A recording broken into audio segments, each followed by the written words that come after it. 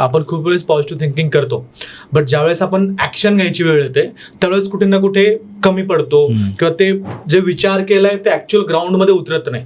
तर हा जो गॅप असतो हा कसा काय फील करायचा, की मी जे विचार करतोय ते प्रॅक्टिकल ग्राउंडवरती कसं काय उतरवता आलं पाहिजे? खूप सुंदर प्रश्न आहे. तुम्ही प्रश्नामध्ये टाकलाय गॅप आहेच. आता हा गॅप भरायला एक लागतो ब्रिज. तर तो ब्रिज काय आहे?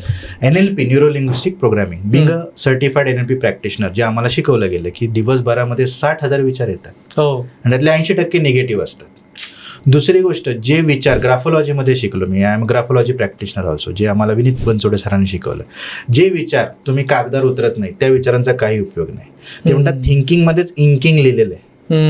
ग्राफोलॉजीमध्ये सांगितलं जातं की आपला अंगठा आपल्या ब्रेन डेव्हलपमेंटसाठी खूप महत्त्वाचं कार्य करतो डिसिजन मेकिंगमध्ये.